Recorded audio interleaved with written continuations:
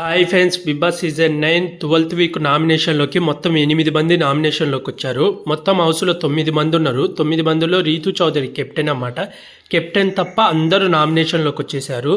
తనుజ, కళ్యాణ్, ఇమానిల్, బర్నీ గారు, సుమన్ శెట్టి, డిమాన్ పవన్, దివ్య నిఖిత అండ్ సంజన గారు వీళ్ళందరైతే నామినేషన్లోకి అయితే వచ్చేసారు. నామినేషన్ ప్రాసెస్ వచ్చి 2 లెవెల్స్లలో జరిగినాయి. ఫస్ట్ వచ్చేసి సీక్రెట్ నామినేషన్స్ అన్నమాట. సీక్రెట్ నామినేషన్స్లలో ఒక్కొక్కరు బయటకు వచ్చి వాళ్ళు ఎవరిని నామినేట్ చేయాలనుకుంటారో రాసి కారణాలు చెప్పి ఓటు బాలెట్లు వేసేయాలా.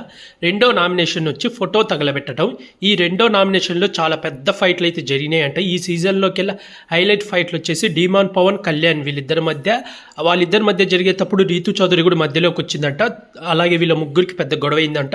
తర్వాత తనుజ అండ్ దివ్య నిఖిత, అలాగే తనుజ, ఇమానిల్ వీళ్ళ మధ్య కూడా పెద్ద గొడవ జరిగింది. అలాగే సంజన గారు, రీతు చౌదరి మధ్య అయితే చాలా పెద్ద గొడవ జరిగి మాటలైతే లూజ్ అయ్యారంట. చాలా బూతులు కూడా మాట్లాడారని అయితే టాక్ వస్తుంది. అది ఎంతవరకు ఎపిసోడ్లు వేస్తారో లేదో తెలియదు మనకు.